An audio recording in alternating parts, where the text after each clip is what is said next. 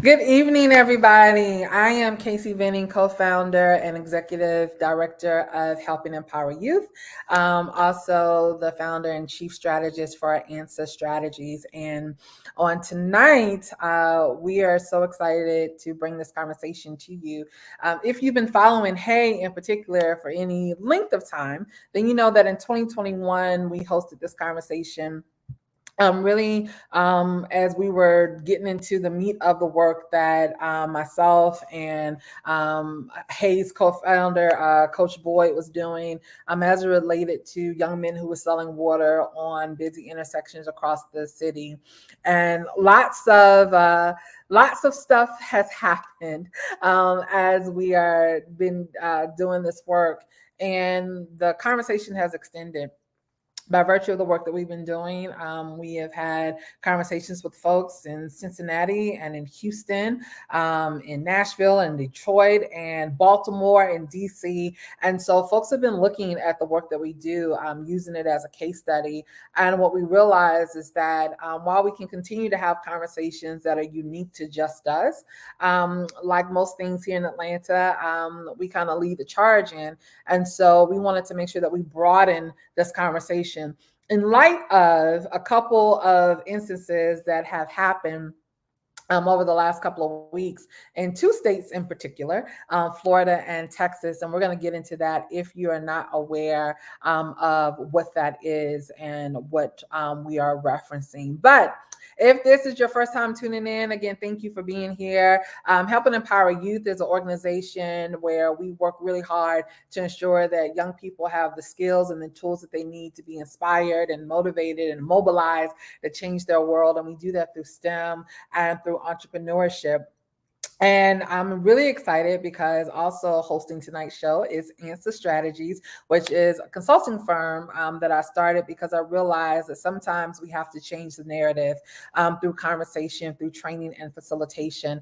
And this work is really designed to cultivate and elevate equitable narratives as it relates to Black youth and community in particular.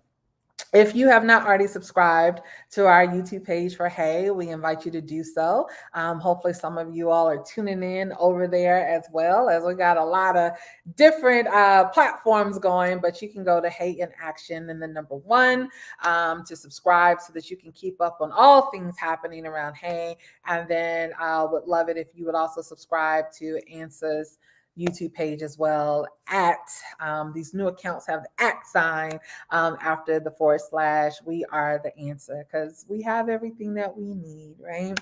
So with that, I am going to bring our panelists up so that we can get some introductions from each of them.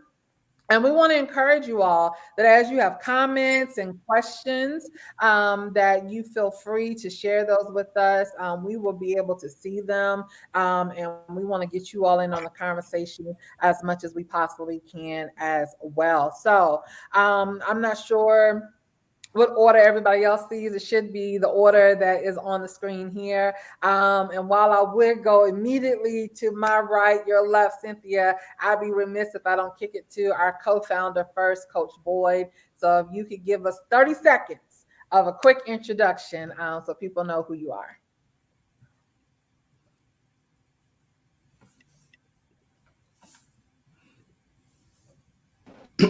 How's that? That better?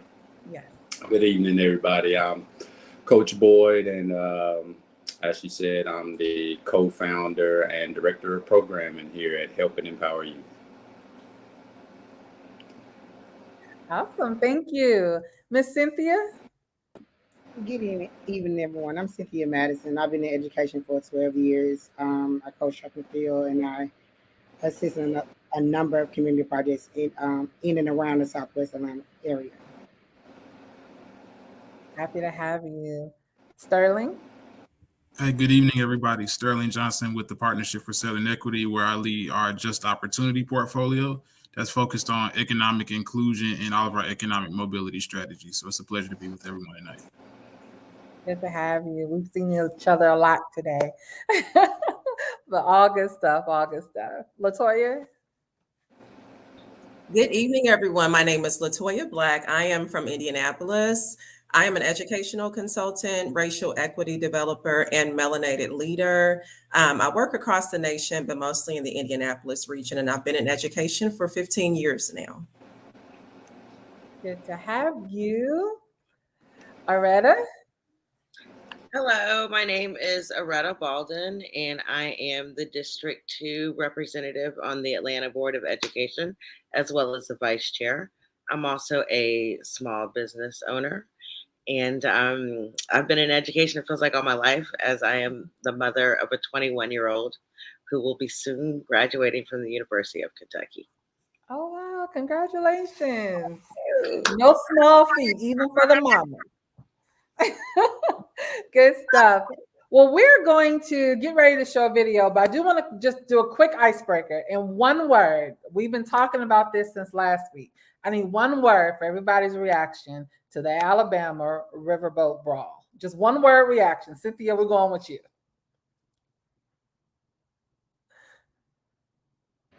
Who's first? You.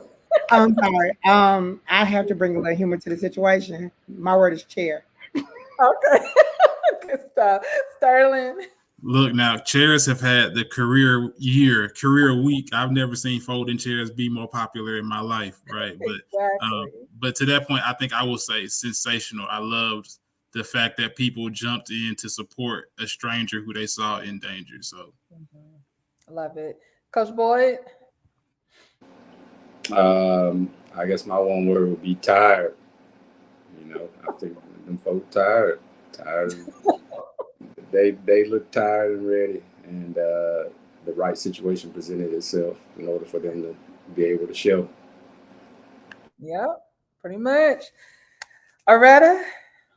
I'm going to say community, kind of along Sterling in terms of it was honestly prideful to see the community come together and to stand up, and almost like Coach Boyd said, like, tired, just had enough. I know we're gonna get into it, but just in light of everything that had just happened and the boat being named Harriet, it was time. Understood. LaToya?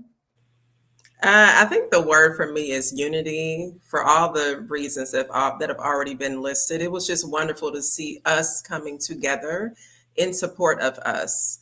I don't condone violence. I don't think any of us do, but like Coach Boyd said, enough is enough. Folks can only take so much. It was just wonderful to see that take place. Yeah. My word would be overdue. I think for a lot of the reasons we shared. So overdue. And I think a lot of what we all shared is going to come back up as we get into this conversation. But for those of you who may be tuning in and you have no clue what the premise of this conversation is, I want to just set some tone and some context for you. We learned maybe about a month ago now that Florida passed a bill that said that sixth grade social studies in particular had to teach that slavery was a benefit, was a benefit for those of African descent. And I was befuddled and confused and all the things.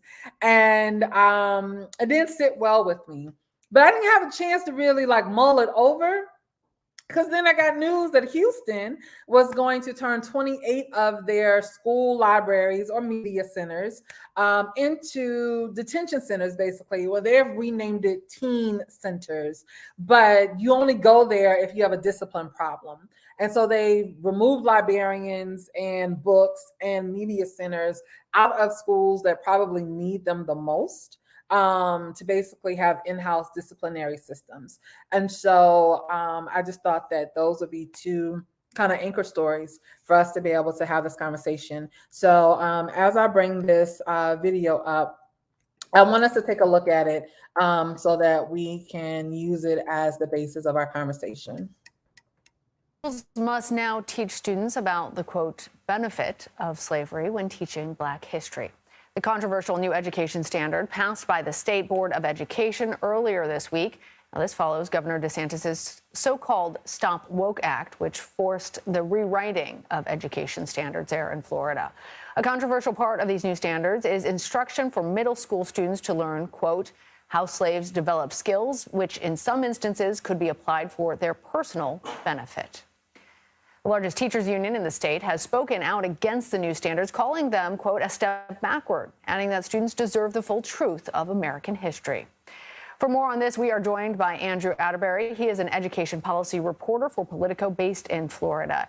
Andrew, implying that enslaved people benefited from their bondage has understandably upset many people. How are folks in Florida responding to this? Sure. Hey, thanks for having me. Glad to be here from Tallahassee. So that they came out on Wednesday at this meeting, and this is really the first time that people got a glimpse of what these standards look like. And it was a firestorm for the Florida Department of Education, the Board of Education. People that were there weren't too thrilled with these lessons, but the state, they were proud to roll these out. This is something they've been working on for a while. Like you said, they come from the Stop Woke Act. That was something that specifically Governor Ron DeSantis requested last year. The woke part is actually an acronym. It means the Wrongs to Our Kids and Employees Act. That was something that was one of his biggest parts of his agenda back last year. And that what the law actually does, it creates new protections for students and even workers is a whole other part of it, that a person shouldn't be instructed to feel guilt, anguish, or any form of psychological distress due to their race, color, sex, or national origin. So because of that new law, they decided that they needed to change all of these the standards too. So they actually created a whole new carve out on Black history, which is why they were so proud of it. It was something that they thought went even deeper than their previous lessons. But whenever these were rolled out and you saw some of the framing of it, some people really took issue with it. Andrew, I should say that we reached out to the governor's office and they pointed us to a statement that was shared by the Board of Education. It reads in part, quote, Florida students deserve to learn how slaves took advantage of whatever circumstances they were in to benefit themselves and the community of African descendants. How does this differ from what has been taught in the state in the past? Well, when you look at the lessons, they really didn't have any specific carve-outs for Black history. So this is all, for a lot of the stuff is new things that they're introducing, which is why the state thinks this is good for them. We're going, hey, we're actually going deeper into some of this stuff. But when you look at, like you said, the way that some of these were worded, like the benefits of it, people said that was just absolutely not okay. I mean, you saw this getting issue. Like people were raising, like civil rights lawyer Benjamin Crump was talking about this. So this was getting a lot more attention than just Florida, which is probably not something that people expected, just from the way that it was rolled out. And as you and the statement that you mentioned earlier, the state is also taking aim at the teachers union, saying that a lot of this is their fault and that they're blowing up an issue that the state thinks really isn't a big deal. And this is something that you see a lot in Florida. DeSantis administration, the Department of Education, they're constantly at odds with the teachers union. This is things that go back to the COVID pandemic, teacher pay. I mean, that's pretty typical for Florida, but there were other organizations as well. There were state lawmakers, there were Democratic lawmakers who raised issues with this. The NAACP was there. I mean, so there were several other groups too. So it's not just teachers unions, but that's kind of what the state is doing a little bit, is needling the union, saying y'all kind of sparked a lot of these concerns. Well, I'm sure that there's also parents who are concerned about this, and I'm wondering where we go from here. The Board of Education made up entirely of DeSantis appointees. So what recourse do parents have if they disagree? Well, now this really falls on school districts to carry this out, and then we'll go through picking textbooks and things like that. But as far as the state goes, I mean, these are the standards now. These were unanimously passed by the Board of Education, and the Board of Education stood by these too. You know, they said the whole history is there. They said that they stood by these, and that they kind of downplayed the complaints as saying, you know, that we think this is great, and people are just missing the point, basically. So from the state's perspective, this is pretty much done, which is why you see them defending it today, and they doubled down on it again today, saying that this is what we're going to go with. And you still, even speaking to some of the concerns, I mean, Vice President Kamala Harris spoke out about it. She's supposed to speak in Jacksonville today. So this is getting a lot more attention than I think folks really expected it to. All right, Andrew Atterbury, thank you. Right now at 6, libraries are being cut from some HISD schools. Librarians are concerned the move will cripple the learning curve for students. I actually think it's a significant disservice to the students of HISD. The central office numbers Tonight, city leaders are also pushing back on Superintendent Mike Miles's latest move to overhaul the district. The district says the libraries will be converted to team centers for students with behavioral issues. KPRC2's Corley Peel live outside Pew Elementary with what this move means for current librarians. Corley. Yeah, Pew Elementary is one of the schools that will no longer have a library or have that librarian position. And Mayor Sylvester Turner also weighed in today, saying that this move is unacceptable. I spoke with some former librarians who say that this could hurt student performance. A school library is a wealth of knowledge. Former librarian Lisa Robinson says it's full of some of the greatest stories ever told. It was just such a joy to help them find that perfect book. She says those stories now ripped to shreds. My heart is just broken for these children who are in the NES schools that are losing their librarians. As of this week, librarian positions at 28 new education system schools are eliminated. The district says librarians at NES and NES-aligned schools can transition to other roles in the district. Libraries in 57 NES schools will be assessed on a case-by-case basis. Superintendent Mike Miles says students are behind on reading levels, especially in 4th grade. Former ISD librarian and manager of library services, Janice Newsom, says eliminating librarian positions will hurt reading performance even more. When students engage in reading as an activity of choice, they are not only building that reading muscle, but they are also developing their vocabulary. They're understanding a bit about the world that exists outside of their 3-block radius. The schools impacted are in predominantly underserved communities. Our less fortunate students are the ones who suffer the most, primarily because many of them live in situations that are reading deserts. Okay, they simply don't have access to the reading materials. They don't have choice in the reading materials that they are given to read. Robinson hopes the district can piece back the stories that students may never learn. And the retired librarians that I spoke with say that it is. So we're going to stop there. Newscasters just or reporters just wrapping it up. So, I have a couple of questions, and I know for me, even having watched this multiple times, it still is shocking that something like this could even get passed. And so one of the questions people would ask me is, well, who was on this task force?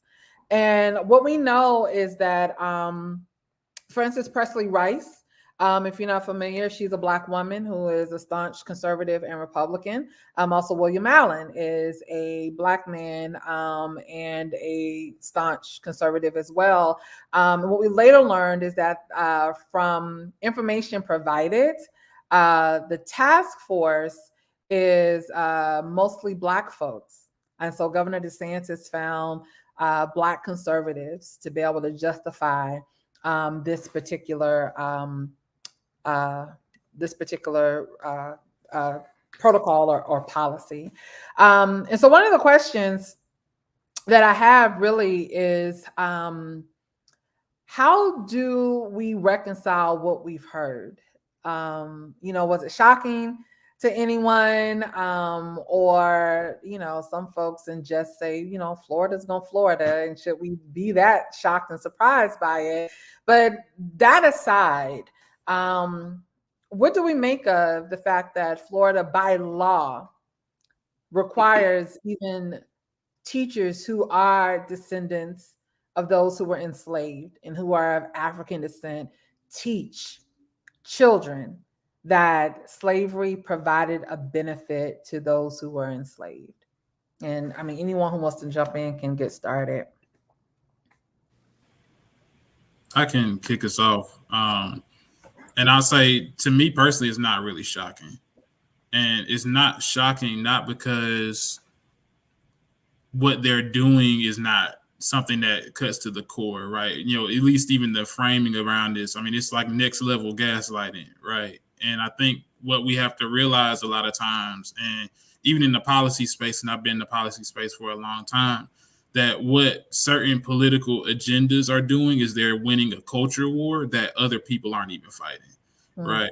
And so this idea that if you can frame this experience in a way that may appeal to certain masses or may reframe the narrative about what did or didn't occur, right? That's a cultural strategy that's using and weaponizing the power of narrative to really reshape what history was, right? And, you know, if you couple it together with the two stories, then you see in Houston's case, right, then they're taking away the power of written narrative to counteract what the verbal narrative is. And so when I say I'm not shocked, it's that they're playing a long game strategy that has been very much so coordinated. And we see this in different states and different communities all around the country that is focused on how do they reclaim the power to name truth. And that's something that we've seen, unfortunately, over time and become more prevalent in the last few years. So I would say to that overall arching statement that I don't think it's shocking as much, but it is something that's still very troubling. Mm-hmm. Yeah. Anyone else have any immediate thoughts? I guess I am shocked because the school to prison pipeline is real.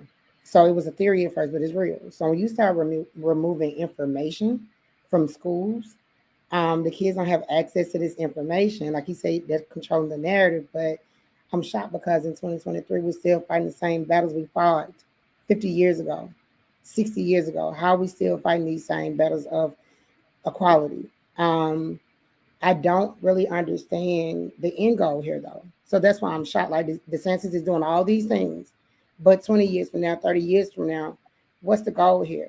Are we trying to be divisive? Or we're trying to erase the things of American history? Like what's the goal? So I'm trying to figure out at what point do someone says enough is enough. This makes no sense. Let's just stop. Like I don't see the goal here. That's why I'm shocked. Like we're doing things without a point. Yeah. No, I definitely. Oh, sorry, Casey. I think it's asinine. I mean, as a former classroom teacher, if I were in the state of Florida and had a Florida teaching license, I would immediately go to another state because there's absolutely no way that I would be lying to my students in such a ridiculous way. I mean, it is obviously false. And so that's my statement on Florida. And I know we mention it and we always mention it. Florida's going to Florida, and they've shown us yet again. So I'm not shocked there. But I just really, as a teacher, want teachers to get just as radical as we saw our Black brothers and sisters do just this past weekend and stand up. I think it's really offensive as a Black American to serve on a task force group where we are in charge of ensuring that our children are learning an untruth. And we're proud of that. And so I just think that we have to really take a look in the mirror and really do some deep reflection to determine, you know, where our moral compass is, because I think for a lot of Black Americans, it is truly lost, but I'm not shocked. But I think that at some point, very, very soon, we have to get radical or all of our truths are just simply going to be lost. Yeah. Yeah, I agree that it's enraging just to see it happen and what seems like it happens so easy. And so for me, it just points out the importance of representation, and not just representation of skin color, right? But representation of like mindset and experience. Because it's enraging, it's baffling, but they have been doing this for a while now in terms of his story, erasing our history and telling another story. And I do wonder, when are we going to be enraged enough to do something about it? Because there are people in Florida, like as if I was a parent living in Florida right now, I would want to move, but do I have the resources? Do I have the opportunity to do that? And then, yeah, it's enraging. Yeah. I'm gonna stop. Yeah. Coach Boyd, did you have something? Because there's a couple of comments popping up, you know, related to this, but I want to make sure you get a chance to weigh in. Yeah. I mean, I agree with the general sentiment. I'm not sure that those laws are even probably meant for the kids. I mean, I spent time in public school libraries. I mean, how many kids are actually going to check out books versus probably getting information on the internet through their phone? Well, this particular law is the social studies curriculum. It's not going into libraries. It's what the social studies teacher has to teach for standards. Gotcha. I got you. I mean, I guess my point is that it's really for the voters. It's really to like a dog whistle. That's just basically to the to the furthest right extremes of the party. It's an example. Specifically, it's an example of DeSantis trying to out Trump, and he ain't gonna be able to do it. But these are the results of those dangerous kind of policies. So that's all. If I could add something else too, Casey, and the reason I want to make sure I clarify when I say I'm not shocked, and it was a statement that was made earlier about like what is the purpose, right? Mm-hmm. And I believe, and even in the tenor of the news reporter, I understand he's a news reporter; it's kind of his job, is that you strike this kind of non-discordant. Well, I don't know. I guess they really didn't mean to. And it's past the point where we really need to start acknowledging like the insidious nature of public policy and intent behind and the values. Now, you know us because you know the work that we do organizationally, right? And being able to name that with a level of confidence. But this is a historical play that has been played over and over and over and over again, whereby insidious values informed insidious policy that creates disparate outcomes for Black and brown people. So when you talk about the relationship between the school to prison pipeline, right, that is purposefully done, right? It's a reflection of the fact that they don't see students of color as being valuable, right? And that they feel like that their only value to our economy is to fuel prison labor that funnels into private wealth generation, right? That's a value proposition that's reflected in the way public policy is being used to make decisions about our students on a day-to-day basis. And so I just wanted to clarify a little bit, and you kind of triggered my mind when you said that this is not in this time out for kind of the all shucks, maybe they didn't mean to. Like, no, this is very intentional. The same way that they loaded that advisory group with very specific voices who were able to verify from a perspective that we thought that maybe they won't really believe this, but they did. It's all an intentional power play that's being done. And so we have to really get hip to the game a little bit more. Yeah, no, I agree with really everything that folks have said. There was a question that came up around, is there only one narrative of slavery for Black Americans? And while we can definitely say no, right? I mean, let's just be honest. There were folks of African descent who were slave owners as well. So we know that there was not one narrative, just like we're quick to say that Black folks are not a monolith. But we have to be honest, too, that the overwhelming majority of folks who experienced enslavement in this country did not have a good go at it, right? And so while there's always going to be an exception to a rule, are there enough exceptions for you to then say, let us change the whole narrative of what happened to a group of people based on their race and ethnicity to point out, oh, but then there was this small group of people over here that had a different type of experience. And I think that's where we sometimes get in the minutia of it, and we miss the overarching premise of the conversation, because yes, it's always going to be someone who didn't have the exact experience, but how many of those folks really had pleasant experiences, versus the overwhelming mass majority who were fearing their lives every single day?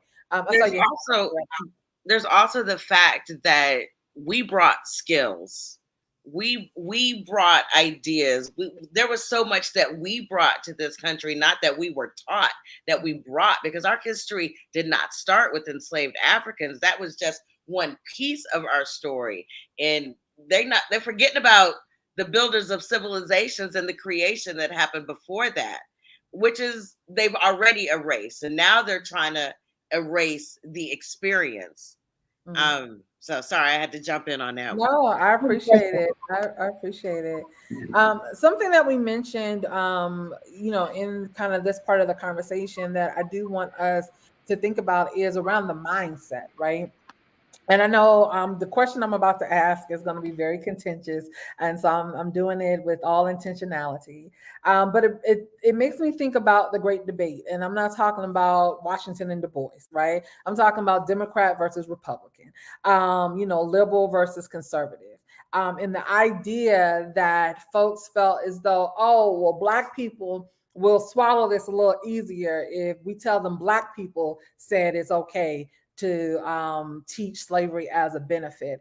But we know, again, Black folks are not a monolith. All of us have had different experiences. So it goes back to not so much a Black-white thing, but more so a mindset thing, right? And I just use the Democrat versus Republican, just, get a little fire under us. It's not really a political conversation so much that I want to have tonight, but more so the mindset of someone who is conservative and all the benefits that they get from aligning themselves with conservative thinking people in politics versus folks knowing that y'all know good and damn well that this ain't something that would fly anyplace else unless you had an agenda. Is this a conversation that we need to have more of? I personally am of the thought and the school of thought that we just need to throw all of it away and maybe restart somehow, some way, right? But taking the party names and affiliations out of it, this conversation around mindset, what kind of mindset would tell someone, oh, this is good for the group, this is good for our future? What kind of mindset do you have to say, no, we're going to teach all children that being enslaved provided a benefit to them and their future generations? So you're going to speak to mindset and you're going to remove the politics. These are the same people that ended affirmative action. These are the same people who overturned Roe versus Wade. These are the same people who denied COVID. So when you say removing the politics, I struggle with that because conservative mindset is political. I can't remove the politics. But in the mindset of it all, they all say the same thing, and it's all ridiculous. I'm afraid that if we don't figure out how to educate again the generation coming up, it's only going to get worse. And that's my biggest fear. So when you say mindset, we got to find a way to give the kids the information so they don't have this conversation and feel powerless in the midst of it all. We got to figure out how to get the kids the power back. So their mindset would be, no, we're not going to take it. No, this is not right. We're going to do something about it. Yeah. I think the mindset of those individuals who are advocating or who are supporting these ridiculous bills, rules, and whatnot is very capitalistic. This is a capitalistic country. And for many Black Americans who've been afforded a very privileged lifestyle or upbringing or didn't have to struggle, so to speak, and they can't really relate to a lot of the hardships that most Black Americans can, this is going to be the route that they obviously go because they are of a conservative mindset, but they're also very money driven and it is political. And so we need to really start thinking about that. Who are their families? Where are they from? Where did they grow up? Tells a lot about the kind of mindset they would have. And if they are cultured, have they traveled? Do they actually have friends who are from the hood, that they went to college with? Those kind of things we really have to start asking ourselves as well when we are listening to a lot of the foolishness that is on the news, that when we're hearing about these ridiculous laws that are being passed. And in this case, in Florida, the people who are behind it. It is very much political. It is very much a conservative, money-driven mindset of privileged Black Americans who just really, quite frankly, are disconnected to the culture as a whole. And it is their responsibility to bridge that gap because there's so many opportunities for them to actually do it. But to my sister earlier who just mentioned, it is going to get worse with regards to our children. I feel like it has gotten worse, but I don't necessarily think that our kids are naive to what's happening. I think they're very much aware of what's happening in our country when it comes to them, and they are speaking out, but their voices are just simply not being heard. So we have organizations like HAY and others around the nation that are super important to ensure that their voices are heard, and that the adults who are of the mindset of just trying to put their agenda ahead of children are silenced. And I think that's the biggest issue that we're facing now. Yeah. I'm so glad you brought that up, because when we think about the relationship, and I'll say first to answer the question, I've always bordered the spectrum from being politically agnostic, right, into being more like, okay, there's very specific policy being pushed by very specific people, very specific outcomes in mind, right, and then how do you start to combat that in certain ways? And I say agnostic in the sense that I'm more like you, Casey. I'm like, the whole thing is problematic because it's centered on power, right? And I think that goes to LaToya's comment, like this idea about who stands to benefit, who stands to gain, like what do you gain from your position or your tribalism around that position, and how does that extend to your proximity to power, right? And so that can go both ways. In various ways we see that. But generally, when we talk about like white supremacy culture or white oppression, that is centered in a belief system that right now is coming out of one very specific party and manifesting in very specific ways.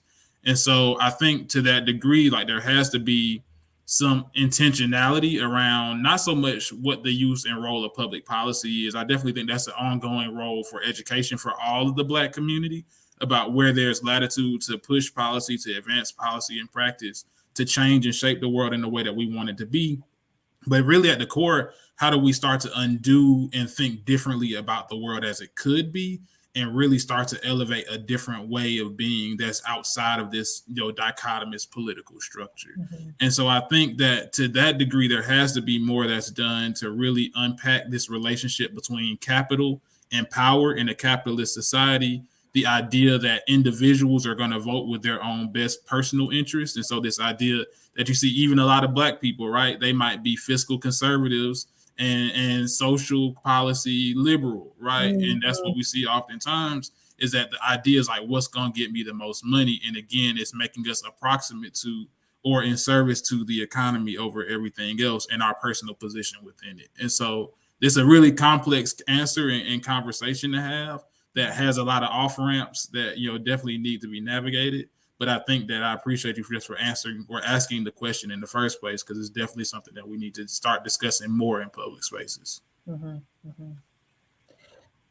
Yeah, I know, and I see some of the other comments coming, and there's so much that I want to get to, because I want to pivot a little bit to the second part of this, which is what's happening in Houston.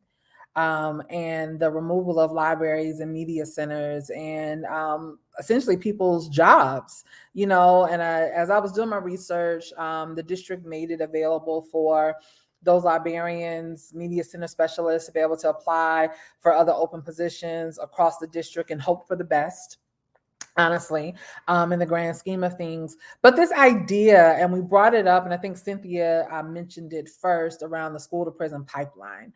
And so I want to read just a couple of statistics for us. Sterling knows this is work that is very close to us right now, and some things that we're working on. But I don't think people really understand it until they hear the numbers. Black folks make up 4% of the world's population, right? We're not speaking of those who are still on Mother Africa and on the continent, right? Black Americans make up 4% of the world's population, yet 16% of all incarcerated people in the world. Not only that, Black students here in the United States only make up 16% of the overall total student population, yet they are 42% of all school suspensions and expulsions, right? So less than 20% is the total makeup in the school system, in the public education system, yet nearly half of the number of suspensions and expulsions. Black students make up 31% of all school-related arrests. They're expelled 3 times more than their white students and counterparts. They're suspended or expelled for discretionary violations more than 3 times, and more than 4 times likely to be in contact with the juvenile justice system the following year. So when we say that we're taking books out of the schools, now, if you weren't able to gather from the news clip, and I encourage everyone to go do your own research. This is like church. Don't take my word for it. I need you to go open up the book for yourself, okay? So I need you to go and research and understand that those 28 schools are Title I schools, and they're the schools in the most vulnerable of Houston. And if we decode language, which we've all been taught to do, these are majority Black schools where they have removed books and access to information out of those schools and have turned those into in-house detention centers. Yet people say 2 questions. This is a 2-part here.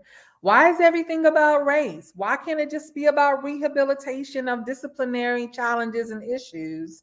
And do we need to focus more on the school to prison pipeline as policies are being written and they're coded in a way where they're still funneling these Black bodies into private penal systems through our educational structures?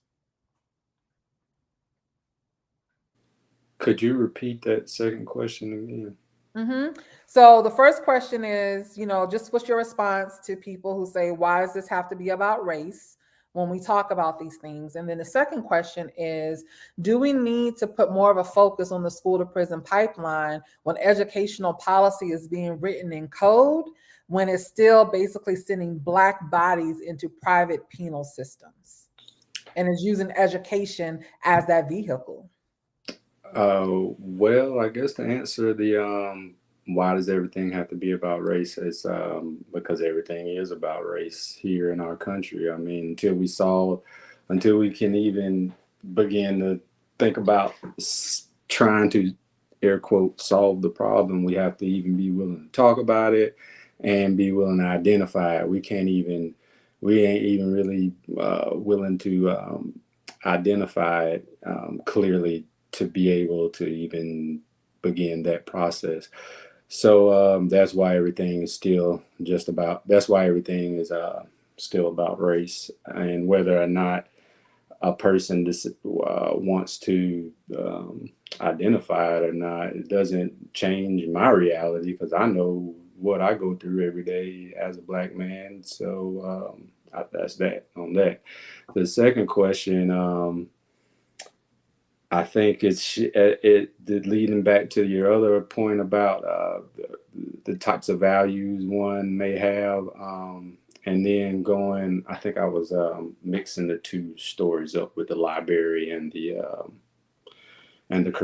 school curriculum, but nonetheless, both stories are I think are clear examples of reasons why we just need to have our own schools. We just you can't. I think it was like Malcolm X that said something about like you can't. How can you rely on your oppressor to educate your children? I mean, I don't want that person to be in charge of the decisions that are going to be, that my child are going to be learning from, you know what I'm saying? So I think whatever way we can turn them dollars into, and this is a tricky conversation, whatever way we can turn them public dollars into dollars for private schools or dollars for ways to educate kids that can be homeschooled in different ways and different manners. I mean, it can be done. We can get creative in the ways that we educate kids. We certainly creative in the ways that we can get viral videos, up right instantly after something happens. We can educate kids for 8 hours a day. We can educate them to 8 to 10 hours a day, I believe, and provide some of those wraparound services in it even as well. Yeah, that is a tricky conversation because then when we talked about mindset and conservative, and now we're getting into vouchers and where does the money go, and and I get it. Like, I don't believe, as someone who has become enmeshed in this world, I don't believe it is a cut and dry conversation when it comes to our children. It is very hard to just say this is the only way. When we have to deal with things like this, right? Those who follow me know I am quick to get on a soapbox around certain things, and I got on a soapbox a couple of weeks about this because the reality is that if you pay attention to history, if Florida is doing this and Texas is doing this, let me tell you who's going to be next. Virginia. Okay, Virginia's going to be next because Youngkin is a whole fool, and I'm going on record to say it. Virginia's going to be next. Alabama's going to find its way. Mississippi is coming. Louisiana, Georgia's always going to be last because Atlanta is so influential. But then you have Atlanta and you got the rest of the state, right? And so when one southern state does something, the rest of them find justification for a trickle down effect. And we're going to look up in 10 and 15 years and we're going to wonder, like, oh, the South lost, but they're trying to rise again, right? And it's like we have to pay attention to what is happening, and they're inserting it into policies that they figure the people who they want it to impact negatively the most are going to miss it until it's too late. And so I appreciate you bringing that up because we do have to understand that all of these conversations are going to be complicated and they're going to be tricky, but we have to have them because we have to figure out how do we stay ahead of the game and not feel as though we're always reactive to what's happening, but being one or two steps, ahead. Yeah, and just I think that's how we stay ahead of the game. We don't beat them, we join them. Pull your kids out of school, go to your neighbors, knock on your doors, find a way that you and their kids y'all can come together as families, have a face-to-face conversation with them, talk to them, figure out a way that you can start educating your kids in math, science, history. Even if you don't even pull them out of the public school, you can do it after school, you can do it on the weekends, you can do it you can do something. You can do something more than what you are currently doing. Right. Yeah, just a little point of history, and then I'm get some other thoughts. That is what Sunday school was for, right? I know not all Black folks are Christians, but historically, Sunday school was designed to teach our children what they weren't getting in the schoolhouse. And that is how we knew our history and knew where we came from and knew what we were capable of because we took that hour before the worship service to make sure our children had what they need. So I got a question that's going to come later, and I've already kind of given my answer to that, but there are ways to do that without disrupting, right? Something that may work for the masses, to be able to still make sure that our children are cared for. All right. So as we pivot a little bit, one of the other questions that I have around this is the idea of, and maybe Aretta, hate to put you on the spot, but Vice Chair, School Board here, does our educational system need an overhaul, right? And not necessarily in when I say overhaul, do we need to approach education differently? Yes. Right? Do we need to approach it differently? So, I mean, the simple answer is yes. We are in a different time right now, in a number of different ways, but mainly with how our children learn, attention spans, access to technology, uh, the competition with mind, right? So we are no longer in a space where sitting in rows and sitting and getting is doing it for us. We have got to be more innovative and more creative, not just with what we teach, but with how we teach. And realistically, Dr. Herring would always say this, like, we are preparing our children for jobs that we don't even know are going to exist. And so we've got to be more about critical thinking, right? And not just can you regurgitate something. and more in the development. And then the other thing is the importance of mental health and how that needs to be rolled into honestly into the classroom and curriculum. So the short answer is yes, definitely. Yeah. Cynthia, I know that you. Oh, go ahead. No, go ahead. I was going to say, Cynthia, I know that you are a social studies teacher at the high school level. Do you think that a different approach to education could help? You know, I always ask this question. My mom taught school for 38 years. And when we would ask her, why wouldn't you ever like go up the chain and become an administrator and a principal? And I'm gonna temper the version of the answer she gave us. But the meat of it was she would not have been able to be effective, because the further you get from the classroom, the less effective you can be for those young people in that classroom, especially if you don't have the support that you need. And Virginia Beach is very white.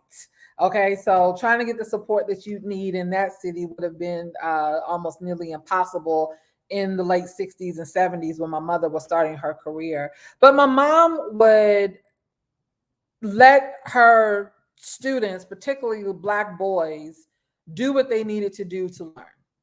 Right? Now, my mother managed her classroom with an iron fist. You didn't play with Mrs. Venning. You gave her the utmost respect. When she said stop, you did it before she got to the P. But if you needed to stand on the table, stand on the table. You need to do a handstand in the corner, do a handstand in the corner. But when people are coming to observe your classroom, it's like, oh, you have no classroom management, yet she had the highest test scores in the building. Right? So when I say education needs an overhaul, how do we approach the facilitation of what the standards are so that our children really get what it is that they need so they can be successful?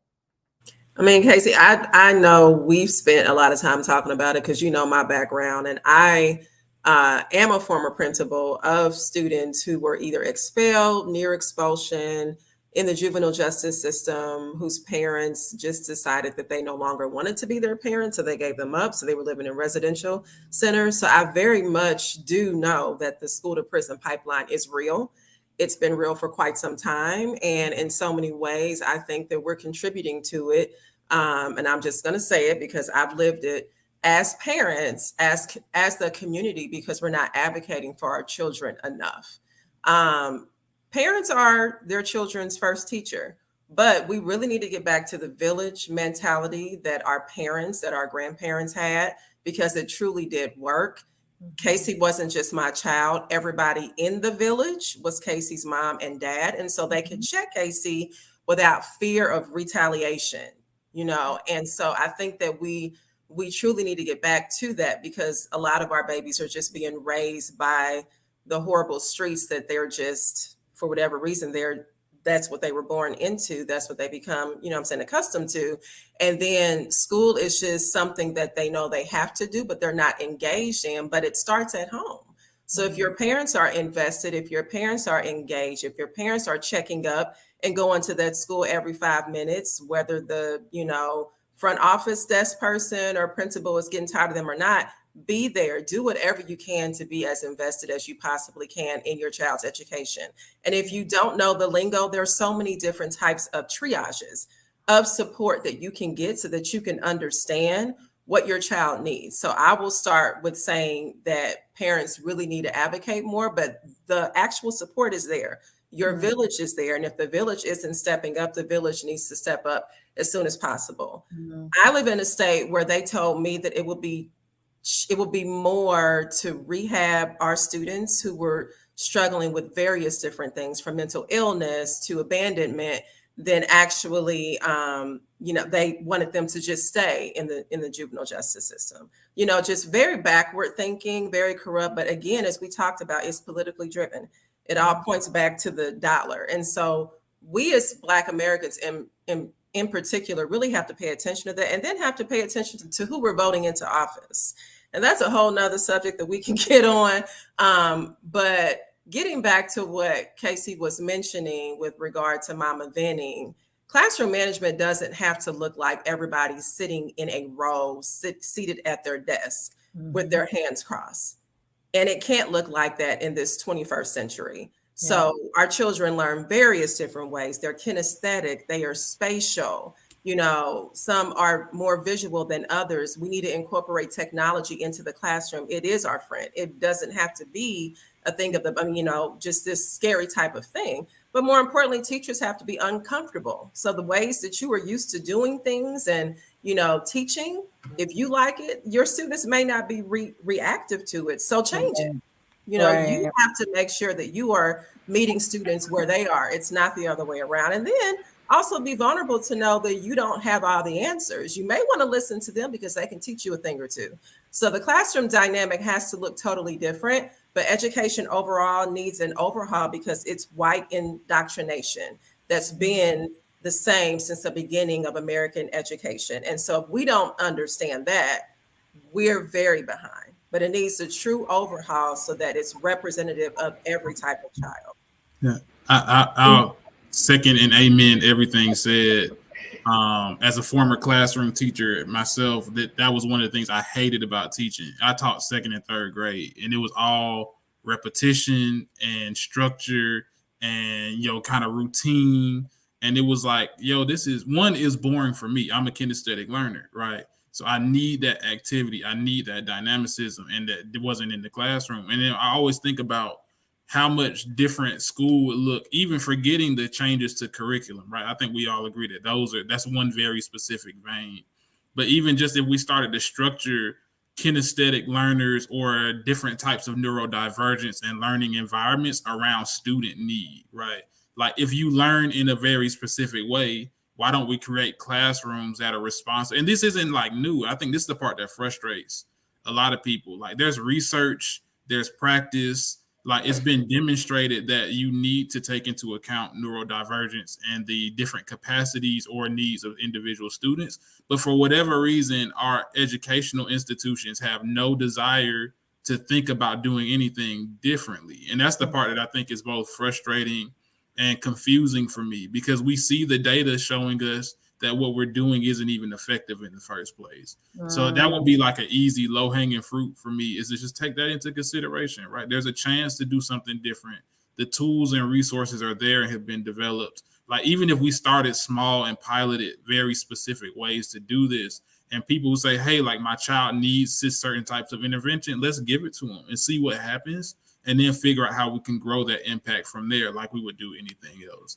And then the other side of this, that I don't want to overlook is this relationship between student overhaul or student discipline and the school overhaul as well.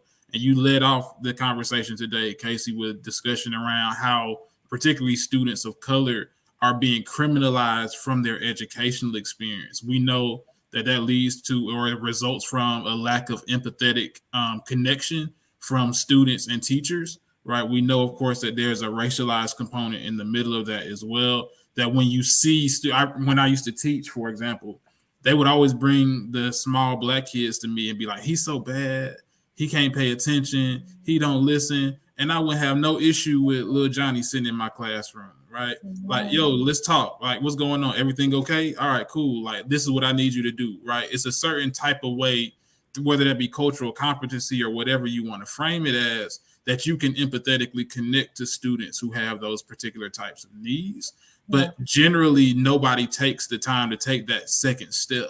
And so when you get to the point where it's a matter, again, of power and control, right? This indoctrination to this idea around white oppression and how we relate to it as Black people and as others, right? So if I'm sitting in a position of power, then my orientation to power is to weaponize it against people around me. So you do as I say do, right? Or else. Right. And so when you get into those types of relationships, like, yeah, you're going to criminalize kids for being kids. Well, you know what I'm saying? The idea that we get mad at 8-year-olds for not wanting to sit down makes no sense to me. Right. It's their livelihood is about activity. They're built and wired to be active. Right. And so we kind of criminalize these natural things that youth do and make it unnecessarily challenging for them to matriculate through their student process. Even for high schoolers, the same. And so how can we be really intentional about both the curriculum side, the classroom side of the conversation, and the discipline side of the conversation, which we know is having very specific outcomes as well? Yeah, no, you mentioned that, and it takes me back to Bethune Elementary and Akeem and Martinez, and those are my two babies. Because when their first grade classroom teacher, who was a first year teacher, TFA teacher, love her, still friends to this day, still keep in touch with her. But I understand, like sometimes our babies can be a lot for me. And, coming from the Midwest and being dropped in Atlanta of all places, and then Bethune on the West Side, I saw Martinez and Akeem every single day. But it took that cultural competency. It took that me having to have a different type of communication with them at times for them to understand, like, okay, I get it, but we have to do something different, and we have to find a different way to respond. But I think what we don't do enough of, as we talked about a little earlier around the village, is that we don't validate our young people enough, right? And that does not mean you give passes to bad behavior. It does not mean that you ignore, things that you can see are going to be detrimental to them. But I think a lot of times we do not stop long enough to say, you know what? I can understand why you're upset. That goes a long way, even when they're completely wrong, to be able to say, I understand why you're upset. Let their defenses come down so that you can then give them the information that you need. And I think too many times because our young people are growing up in this generation where they have access to everything at their fingertips, most of them, and because they walk around as little mini adults, because that's how we're treating them, we forget their brains are not developed, right? Scientifically and biologically, their brains don't fully develop until they're 25. So you have people who have graduated from college, have graduate degrees, some have children, multiple children, married, and their brains biologically are still not fully developed. But yet we expect a 14 and a 15-year-old to be able to make decisions and forecast the rest of their lives. One of the things just on what Sterling was saying, just about I think the reason why they ain't trying to teach kids how to think critically is basically because they trying to teach you how to be a button pusher, pretty much. And we on the whole thing about how we need to overhaul education.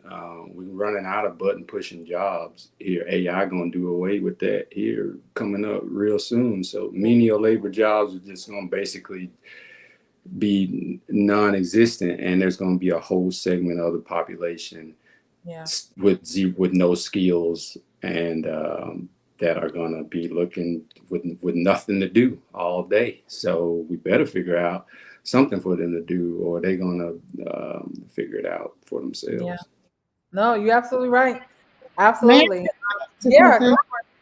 Okay, so before Mr. Johnson started to speak, I want to be first, kudos to your mom for teaching for 38 years. Good job for her, because you don't hear that anymore. That's one. But two, I completely agree with what he's saying. I am fortunate enough to teach the kids I grew up with. I am them. They are me. So it's when she mentioned the hood earlier, I laughed because we don't say that enough. I'm a product of Atlanta Public Schools. So I have no shame in telling my kids that. And what they say is, oh, not graduated Washington High School. So you said Bethune. My mom still lives on the West Side to this day. Nice. So I'm proud to know where I come from, and I'm proud to tell the kids that as well. So I do flexible seating. Every time I give a quiz, they have to give me a constructive response about how I can teach them better. Because again, I need to evolve. Far too often I sit in the room with people who don't understand that we are tasked with evolving. The kids that we were, they don't exist anymore. So I teach American history. Again, I'm the only one on this panel who is suffering with this curriculum right now. But I pride myself, and I tell the kids day one, hey, listen, I may not need to say this is what I'm saying. We can't probably prepare our kids for a future if we're not telling them where they come from. The old adage, when you know better, you do better. So I am tasked with walking a very fine line. But I am an American history teacher, so my defense is always, if it happened in America, I am tasked to teach it. And you give them that what you will, but every person of every color, of every race, will be spoken of in my classroom. in regards to the young black boys, they are busy. They are rambunctious. They want to be men, but they don't know how to be men. So you put in the hallway and you have a really adult conversation with them. How can I help you? Help me help you. So these are all things that are needed. So when you say education overhaul, I'm in total agreement. But we have to do it within means, because if we do too much too soon, we'll lose the value in what's supposed to be happening. I am not political at all. So again, I sit in a lot of rooms in silence because I can't say these things because I have a contract and I work for people. In regards to trying to be engaging, all the modalities. I let the kids pick their groups. My school has bought furniture and couches, so we have couches in the hallway. So you pick your group. The time is 30 minutes. Set on your phone. Come back when you're done doing the assignment. You have to meet kids where they are. The mental health piece. APS adopted SEL a few years ago. I think we could do it better, but I incorporate mental health because we need mental health as adults. So I let the kids know my classroom is a safe place. Today is not a good day. It's cool. You can't put your head down, but you can listen to music and find some productive to do. So you have to meet kids where they are on every level in order to engage with the children. Yeah. No, I love that. And I want to make sure we introduce Ricardo. He jumped into the conversation here. And we'll get your thoughts around some of these next half of the questions. And Cynthia, you just reminded me of something that we do here at Hay, and Coach Boyd is awesome at it with our young people. But we do this thing called Circle of 100, where we check the pulse of our young people before we start any programming, because they, I think, deserve for us to be mindful. That doesn't mean that we're going to not do what we need to do, but maybe the facilitation and the approach of it is going to be modified. You know, like we live on the West Side. I have to be honest and real. There are days where our young people come in and they are impacted by a shooting, right? By a fight. They're impacted by something that has happened on the block. And so just to come in and expect them to be bubbly, right, is unrealistic. So let's do a pulse check. Let's see where you are today, so that we know, okay, we're gonna get through these modules, but maybe it's gonna be a little mellow day. You know, maybe we need to put some instrumental music on and not baby drill in the background, right? Let's drink this water instead of this Kool-Aid. Like, you start to make these little small changes that they don't even know about, to ensure that you're giving them the tools that they need to get through what they have to do, but being mindful of the headspace and the mindset that they're coming into the space with. And I would love to see more classrooms or more schools, really just help teachers be aware of that. They are sometimes the first line of defense, be it fair or not, and to be equipped with the tools of knowing what questions to ask or how to read the room or do temperature and pulse checks, I think could go a very long way. So, as we get ready to move on, Ricardo, you want to take 30 seconds and introduce yourself to the folks, and we're going to get these last round of questions in. You're on mute, sir. Sorry about that. Ricardo Allen, raised in Tennessee, went to Mississippi Valley State University, have a degree in communications. I have a podcast or two, and just a Southern man. My father was in the military, and he was very, very strict on me, and I am a success thus far because of his strictness and because I come from a two-parent household, and part of what I think is, it's not over yet, but being from Mississippi and seeing what resegregation looks like, that's when it's my turn, I'm gonna bring that up, because it's when we are co-mingled with the others and they want to treat us badly. If we go back in history, right after Reconstruction, when we had the opportunity to start universities to educate ourselves, we were successful. They tried to take us down many times, but HBCUs are still prevalent, and I think that's the way forward. Thank you. Yes, and Latoya and I are testaments of that, in particular, just the resurgence when people have counted you out. What did they say? You can't count, because we are back and better than ever. And so I think part of, we've talked about a lot. We talked about school to prison pipeline. We talked about Why is everything about race? We have talked about, does our educational system need an overhaul? So this is where I want us to think moving forward. But I think, and Cynthia, again, you're dropping these little small gems, and I come back to you when, I get these segues.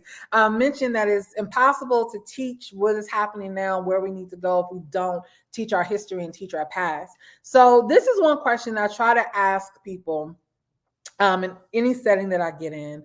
And we could have 10 different answers for this, but just give me one. At what point in history did we get it wrong? And I'll start. My father was born in 1926. Yes, my daddy, not the man who raised me. Well, he raised me, but my actual biological daddy, 1926. My mama, 1945. And so, listening to their stories of living in the Jim Crow South and having to be active participants in protests and marches for the rights that many of us take for granted now.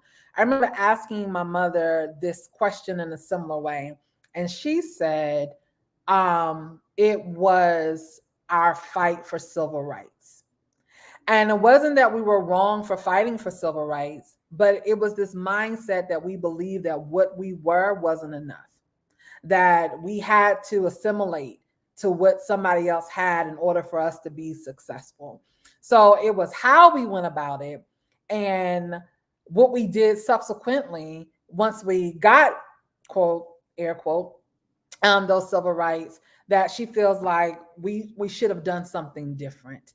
But just the idea that we were so focused on wanting to be accepted by them that we forgot the power and the beauty of which we were, created in, and how we were moving through the space. And I think about that often, that had we fought in a different manner for what was rightfully ours, don't get me wrong, but had we fought differently for it, would we still be in the situation that we're in today? So anyone can start. At what I point? can jump in. I don't know if it was the fight for me versus what we did after the fight was won. So desegregation.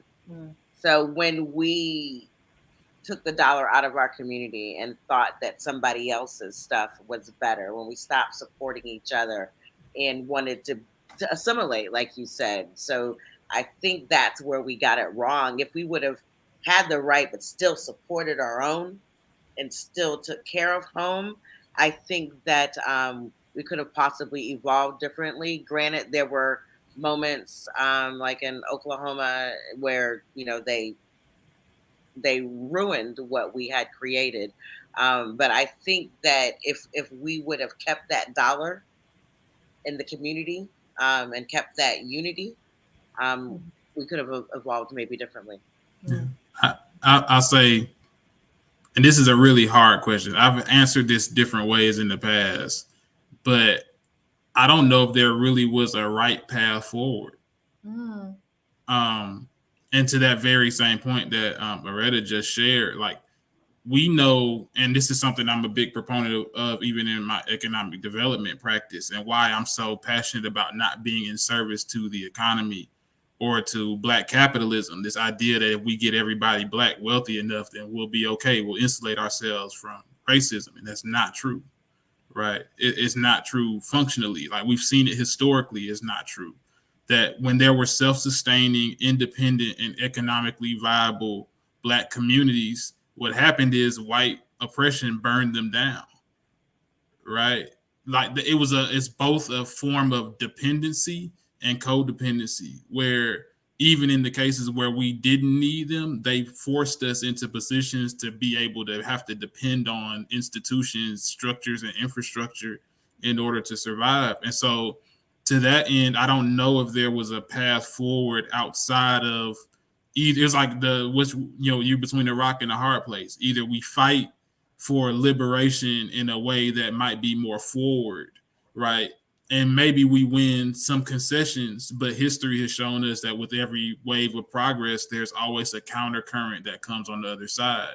And that's one thing one of my mentors always told me, is never to be discouraged by what we see happening around us even today and what's happening in the Supreme Court and other, that this is just a wave of countercurrent that they're pushing against the progress that has been made. And next time what we do is we just push that much further, right? And so, but I do want to take note of what you said, and this will be the last thing I shared, Casey, about the concept of respectability, right, being core to this conversation as well.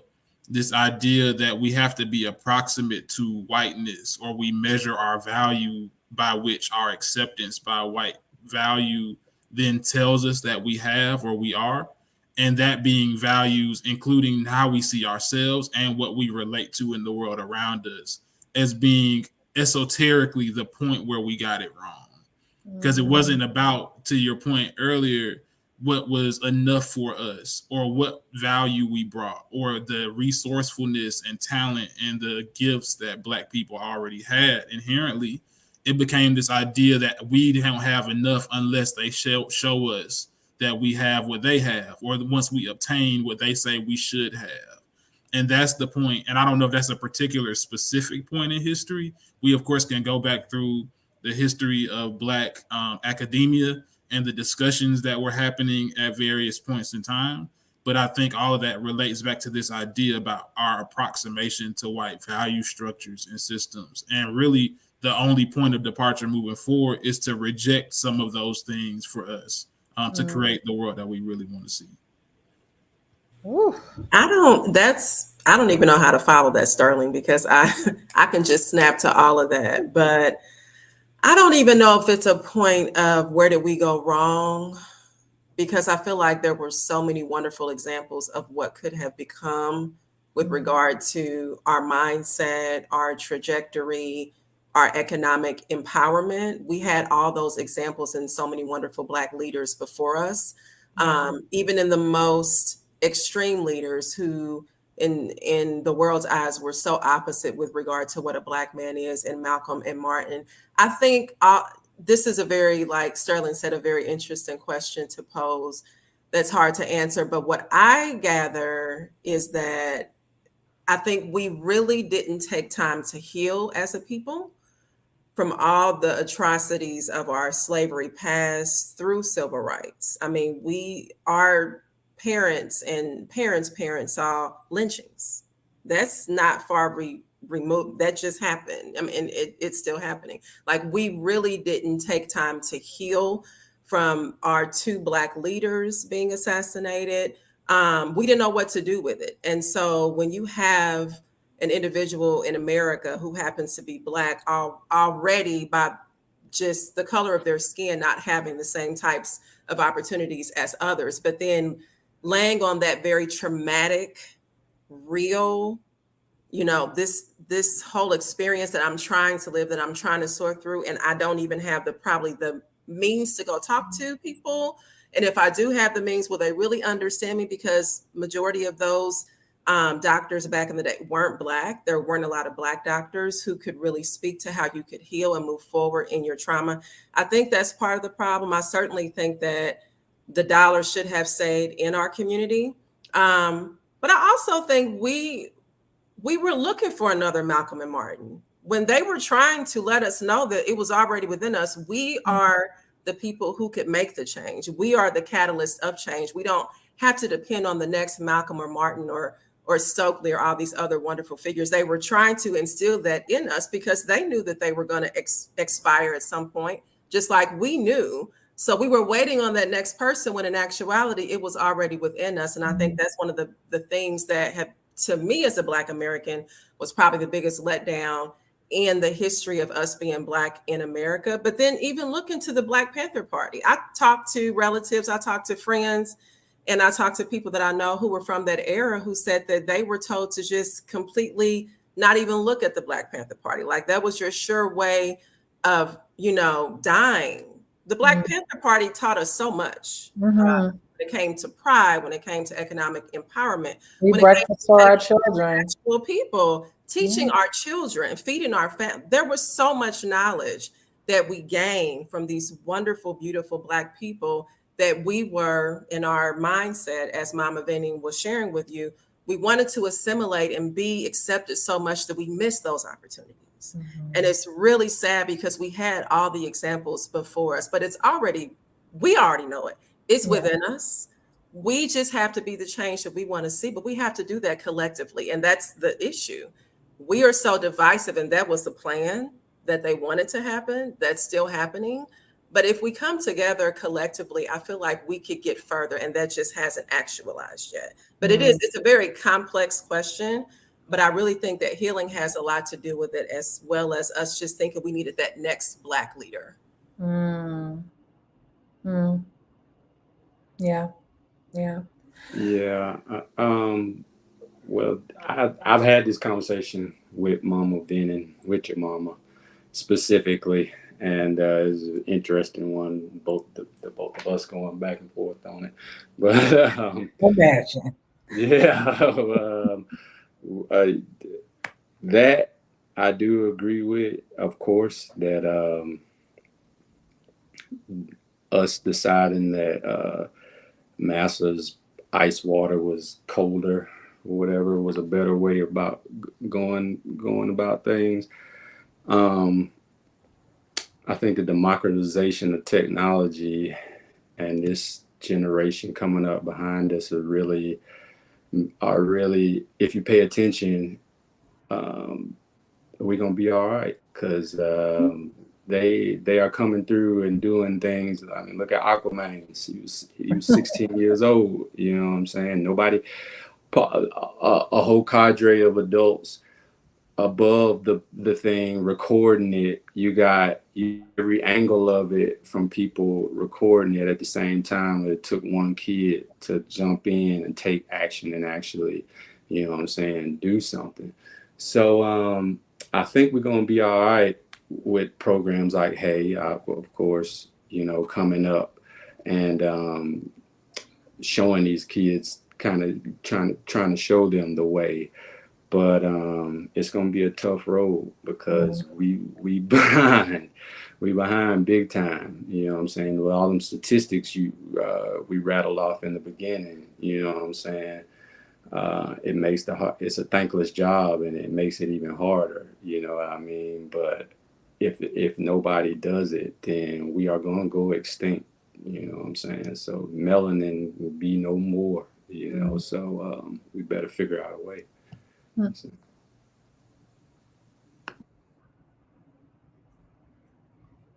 just want to elevate too, and I want to make sure this is somebody shared in the chat about how respectability was a survival tactic too, right? And we always talk about giving grace to our ancestors. Like, when the choice is to die or survive, right, then you're going to be forced to make different decisions. And I definitely don't want to gloss over that fact, right? When we say that it was a point of departure, it's not to be ignorant of the fact that people did that as a tactic to make sure that they were just going to see tomorrow sometimes. Right. And if you got families and you got children and you want to see a future, I mean, you can't really knock somebody for saying, look, I just want to be there, you know? And so definitely don't want to overlook that too. No, that's a good point. You know, I have leaned into being unmarried and no children, and, you know, not owning a home, because that frees me up to be able to do and say the things that other people can't, because they have to worry about a mortgage, and they have to worry about, am I going to go home to my children, and can I spend this night, you know, and can I get up at 2:00 in the morning and go pick this child up? You have different responsibility when you are responsible for other humans, right, in your personal space. And so I think, you know, Sterling, to your point, for those of us who have the bandwidth, there's not enough of us who utilize the bandwidth. And I think that goes back to something LaToya said around the village. Like, we're not all going to get to the destination the same way, and that is okay.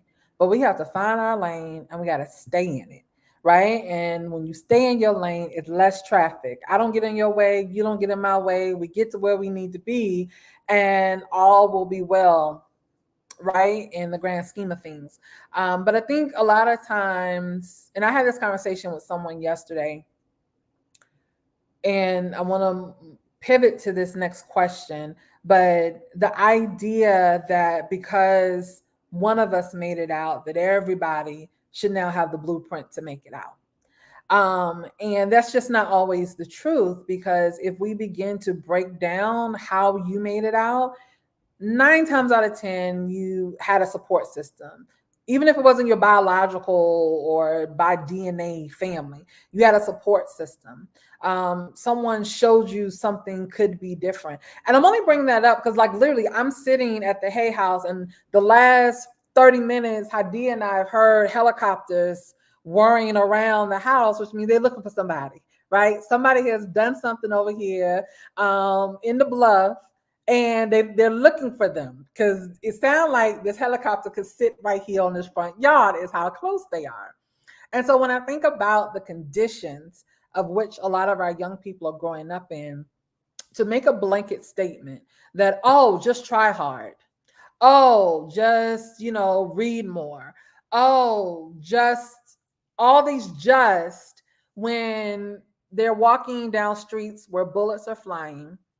And people hear me say that, and then they think I'm being facetious or exaggerating. And Coach Boyd knows this.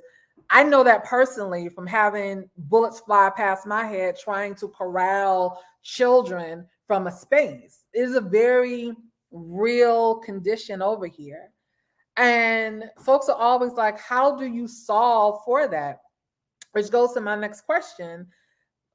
And again, this is something where we're going to have many answers. So I'm not saying that there's one thing to do, but for the sake of time, I want us all, I'm going to go around to give us a thing that we can do is, how do we solve for generational poverty? And I know that is just, right? That is out there. It is huge. It's big.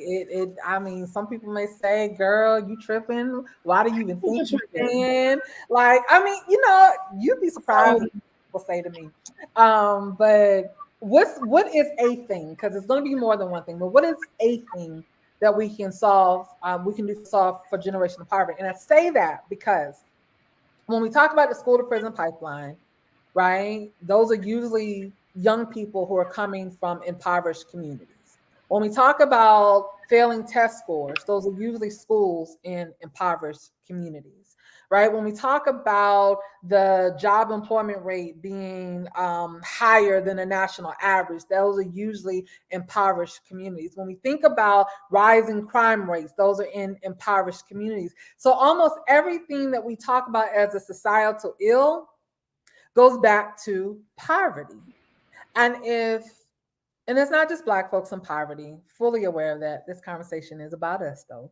So if we go back to poverty being one of the root causes for all these other things that we're seeing, breakdown in family unit, usually in impoverished communities, right? Not to say people on all economic levels, but you'll see more unmarried couples in impoverished communities. How do we solve for generational poverty so that we give our young people a fighting chance? So you mentioned the bluff, and I laughed because I told you I grew up in the English Avenue community. I grew up on Neal Street, Cynthia.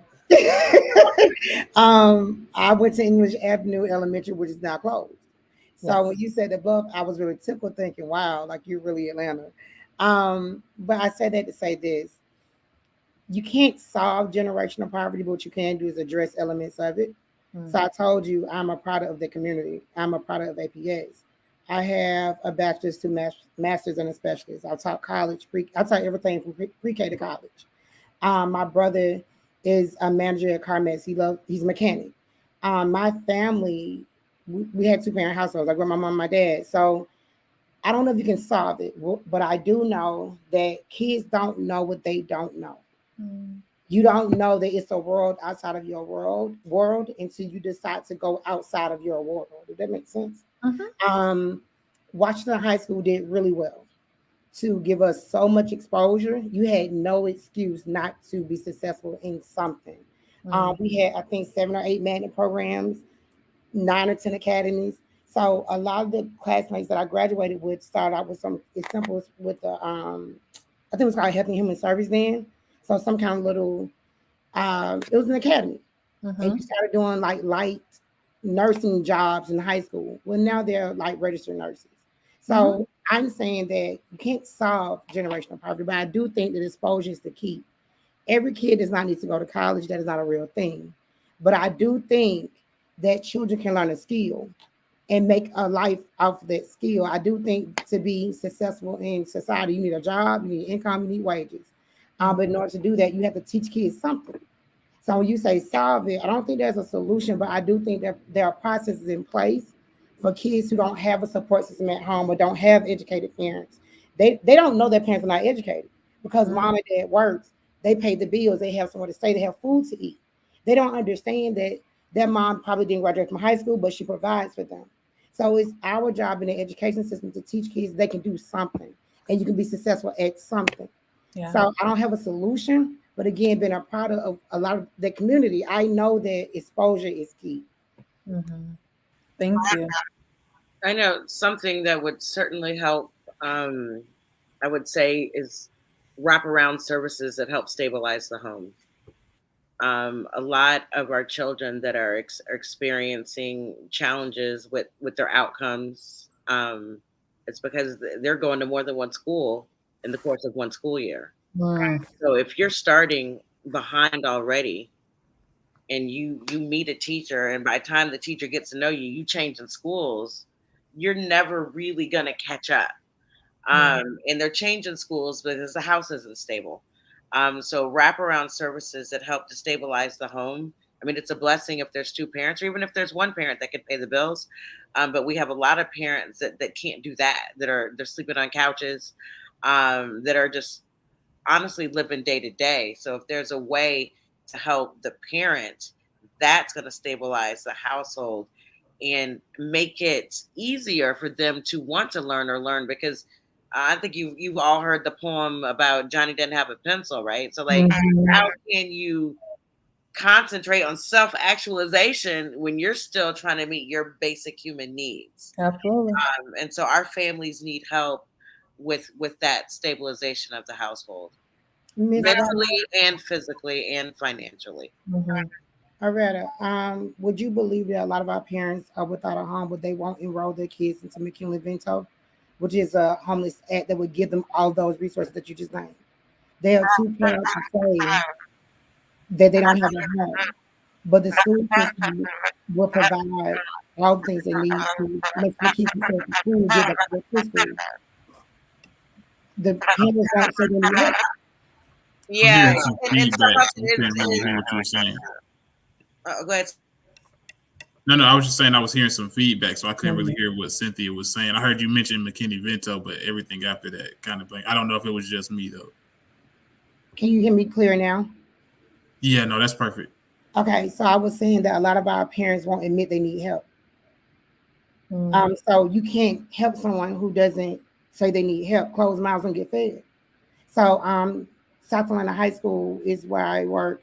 We have a high transient population, and you can tell those kids are going through something because you can tell.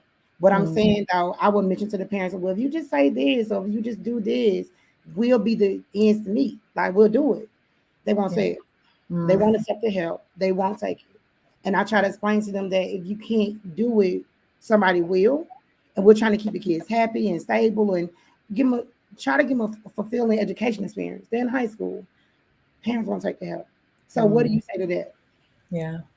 And I think that's a pride issue, Cynthia. I'm sure you see it too. I work with kids who are on the McKinney-Vento list and who experience housing insecurity, homelessness.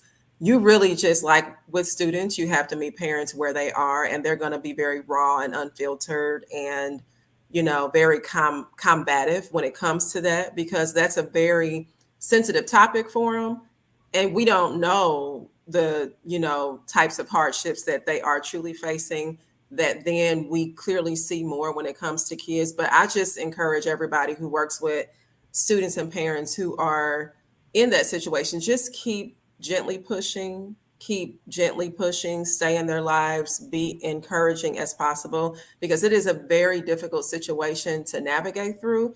And like Sis said earlier, they need all the supports in the world, but I know that we have to get that okay from them. Until we do, we just have to keep at it, because our babies need it. our babies truly need that fighting chance, like you said, but so do our actual parents. So I just encourage everyone to just keep pushing. It is hard, but you have to keep pushing. I have 2 quick points, and I'm going to be the contrarian in this conversation, unfortunately. A lot of time, and that's not to say that there aren't pride issues, right, and being willing to accept help. I think a lot of times, though, we're dealing with a population of people who have been let down by institutions who make them promises, right, or that get run through the ringer. I've dealt with, and so in the myriad of other career experiences I've had, I was a social worker for 4 years. And I dealt hands-on with the McKinney-Vento Act for a population of students who were fully transient in state custody, and they couldn't even service those kids, right? And so when we talk about the way in which institutions relate to people, and then we say, well, they should just ask us for help, it's like ignoring the fact that there have been a lot of institutional failures in the middle of that too. So I just didn't want to ignore that fact on the other side. And then to answer your initial question, Casey, I would say, and I'm going to borrow from something that Justin Dawkins said yesterday, and I really love the fact that he said this. Like, there's no such thing as creating generational wealth because you can't create new wealth. Wealth is only transferred, right? And so the fact of the matter is they're not really making more money and resource, and the ones that they do, they're not giving to the people who need it most. So everybody is in the midst of some transactional relationship to get a little bit of that money that they can. And so the idea around how do we solve for generational poverty, in my mind, is really centered around creating new economies and new economies of scale that start to even out the playing field or redistribute wealth in a way that gives access to everybody to have it. Because otherwise, everybody's just doing what they can to get a little bit of that pie where they can. Well, speaking of money, helping the ones who are coming up, helping the ones who are finishing high school or no longer attending high school, going into the workforce, whether they get a skill or trade or they go to college, but helping them understand what success looks like, how a dollar is really used, and to not look at the TV and see the rappers and the entertainers and the basketball players and football players and say, hey, this is the standard I need to live by. That is not the standard. The standard is the people that you can see and touch. The standard is the people that's in your neighborhood or a couple streets over, and what they drive and what they live like, and what the fact that they have to go to work at 6, 7 o'clock in the morning every day, 5, 6 days a week. This is what success looks like in America, and there should be gauged by that, not by what they see on TV or on the internet. And then being able to appreciate the dollar, how to use it, live below your means, prepare for those rainy days, and be able to live a successful life. Yeah, I think it's kind of impossible to. I don't think you can solve the generational wealth poverty in a system that's set up like ours, as far as capitalism and having the smallest amount of people at the top with the largest amount of money and the biggest amount of people at the bottom with the smallest amount of money and resources. So you kind of always have to have somebody at the bottom in this system, in this pyramid, if you will. You know what I'm saying? The reality is, you just don't want to see the people at the bottom look like you. There's somebody going to be at the bottom. It used to be poor white Irish people and Italians or whatever. Well, I guess it's all, since our inception, since we came here, we've been at that proverbial bottom, right? But you have to work on the stereotypes, the way that we're seen. You can't necessarily change how somebody else is going to see you, but you can aid in your own behaviors, right? You can not throw trash on the street. You can hold the trash and put the trash in a trash can. You can do that. So simple things like that, I guess, is what I'm getting to. But nonetheless, so you can't solve generational poverty, because the rich people are going to need somebody to point to and say, that person is poor, I feel better because that person is poor and I'm rich. And so Yeah, No. you just you want to make the cushion. You want to make the cushion a little bit more comfortable, and you don't want those. You're tired of seeing Black people being seen as poor. You want somebody. You want somebody else to take that mantle, if you will. So yeah. It reminds me of there was this clip that was floating. I don't know if you all know who Kevin O'Leary is, but he is the like balding white guy on Shark Tank. And he has this show that he does. I don't know what station it's on or whatever. But the young lady who I guess is always his counter gave him a statistic from Oxfam that said that the 26 richest people in the world have the amount of wealth of 3.9 billion people. 26 people amassed the amount of wealth in dollars equivalent to 3.9 billion. Be like boy, be like Boyd, right? Billion people. And so I agree with everybody, right? It's the same thing. God ain't making no new dirt, right? So when you think about real estate and that kind of thing, it's like, oh, I'm gonna get in the real estate game. It's not like you can go to a brand new part of the world that has not been identified or untouched in the sense that somebody doesn't know where it is. God is not going to make any more dirt. You have to figure out how does what it's here get transferred to me and what it is that I want to do. And I think that is like one of the last questions as we get ready to get into like our final thoughts is how do we talked about mindset earlier. How do we share that mindset with young people, right? How do you position yourself to utilize the tools and the resources available to you to be a conduit for the transfer to happen? How do we set them up for success for them to be able to receive the transfer of wealth or knowledge or resources or opportunity? Insert whatever word makes sense for you. How do we set them up for success? I want to, oh, sorry, Mark. I want to say that I do agree a lot with what Coach Boyd just said. It's really hard to say that we can solve generational poverty if the system that was created by whites was created so that we could stay at the bottom. Until the system is dismantled and overhauled, there's always going to be the issue of it. But like Cynthia said, we could do our part by really exposing our children to the opportunities, representing ourselves in the classroom, in the community, in various different ways. They need to see that so that they could see what they could be, because if they can't see it, then they're definitely going to think that they can't be it. So I think that the system has to be interrupted. The problem is we don't have enough interrupters. We don't have enough disruptors because we're scared still. And that's a very real thing. I'm scared, but I'm also unwilling to go further into this life that God is blessing me with, still in this state of this is what it is, and I'm just going to accept it. That's just not something that I'm going to accept. And so I feel like I'm becoming more radical each day because I'm leaning into myself enough to know who I am and whose I am. And I think that once we get to that point, then we can start having some real conversations about how we're going to disrupt it. Yeah. But I also think, to your question that you're asking us, we just as an educator alone, educators have to carry so much. There's so many things that educators are responsible for throughout the entire school year, from ensuring that their students are making academic gains, from ensuring that they have top performing students, to ensuring that they are seen as a highly, effective teacher. Lots of different things that they are responsible for. And I'm not saying that those things aren't important, because as an educator, former administrator, all those things, test scores are a thing. You have to test in pretty much every profession that you're in to show that you're competent.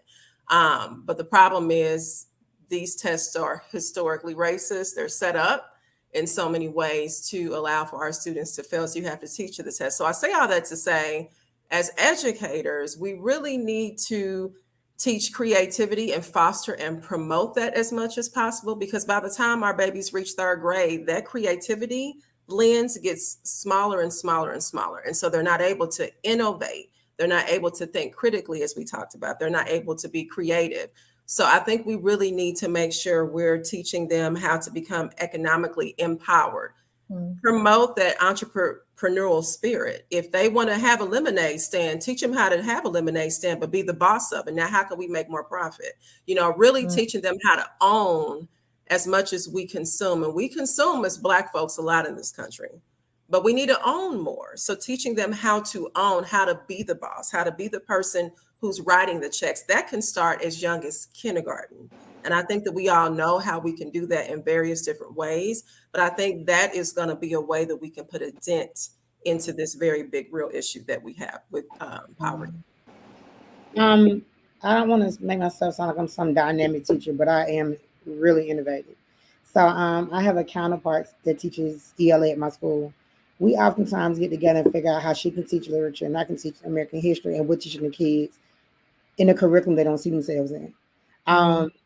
So I'm okay with coloring outside the lines. What are they gonna do, fire me? I don't know. But the way I see it, if I lose my job by speaking truth to power, then it was worth it. I just had to tell the twins graduate this past May.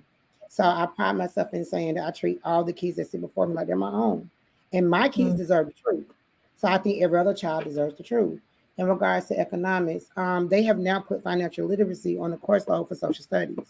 So I feel like it's the first step because we are behind the 8 ball as a race. We know that, like you said, some things are put in place to make sure we don't look like everybody else on paper. So I think financial literacy is a big deal. My other thing in regards to the test, I teach the only tested course in social studies for high school. So I'm all U.S. history. And believe me when I say it, I do not teach to a test. I teach the standards. And the way I see it, I teach the information. If I teach all of it, they'll pass the test because I'm teaching them what's required of me. But again, I stand on American history. Whatever happened here, I'm teaching. So there's every color, every creed.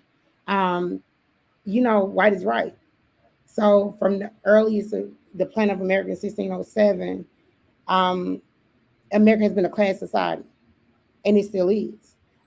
We've always had our elites, and we've always had our working class from the 1600s until now. So we have to tell our children the truth about the society they were born into. We were born into this. We didn't ask for this. So it is our job to make sure our kids know all that they can know. And once they have the information, it's up to them to use it accordingly.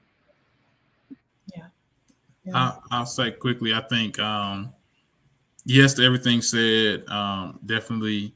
But I want to go back to something Coach Boyd touched on earlier. And he talked about the rise of innovation and the tools to create a new thing, whatever the new thing is, and how little listening to young people that we do as adults.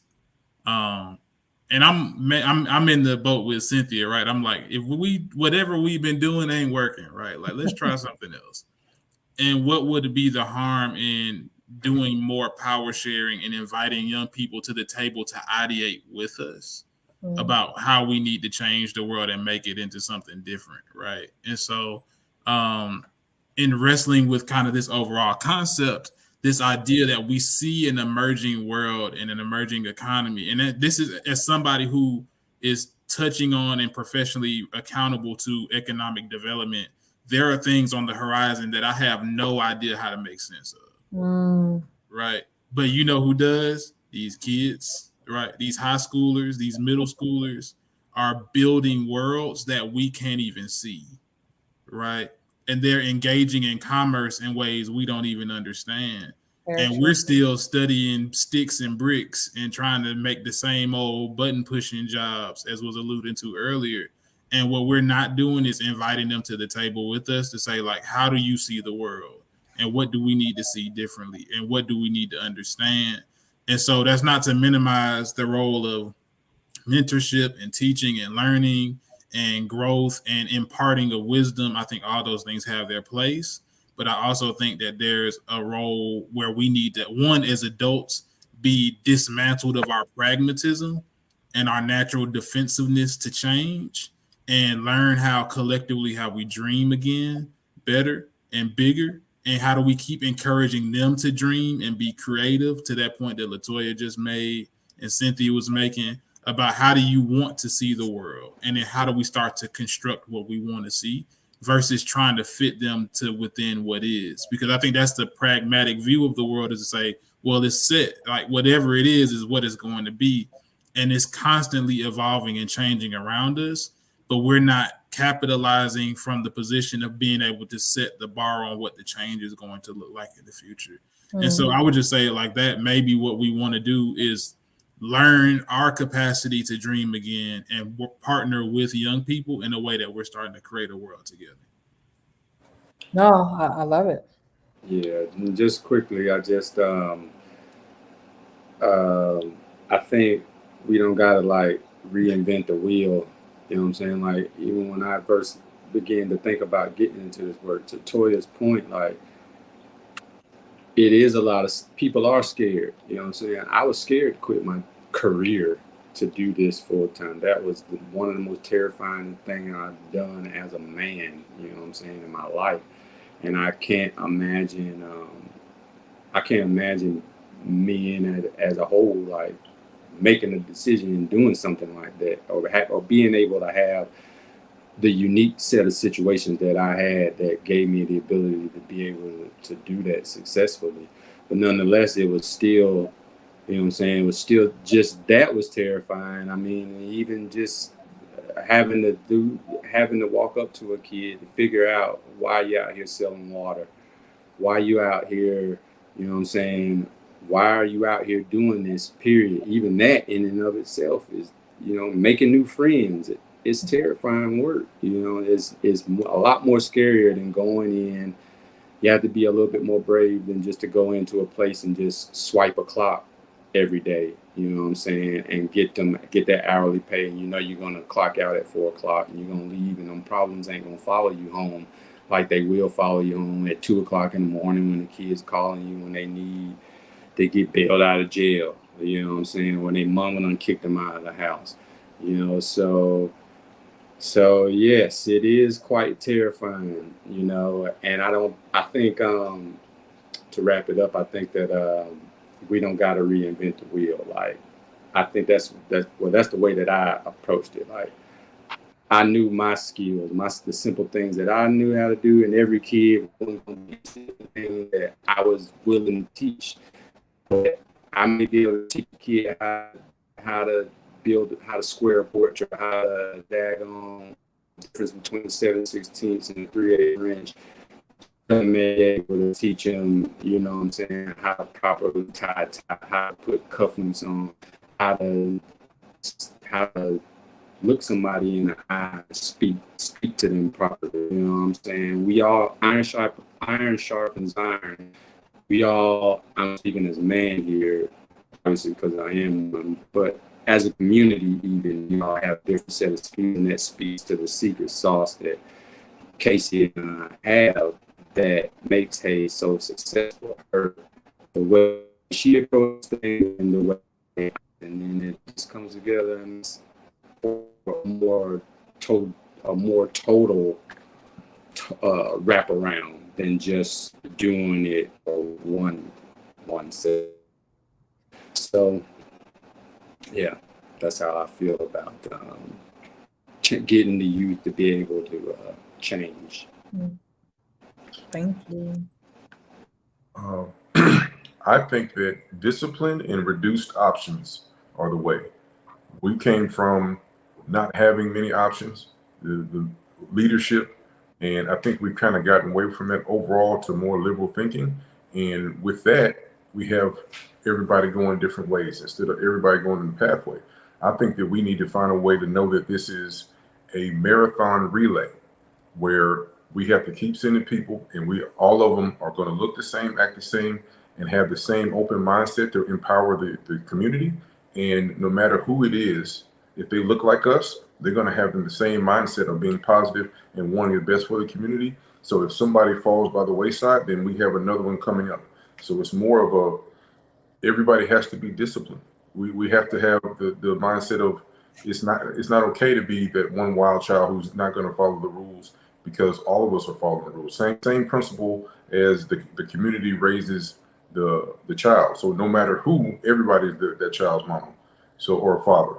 And we just need more discipline, because the kids, because they're kind of led to, okay, it's okay. It's actually not okay.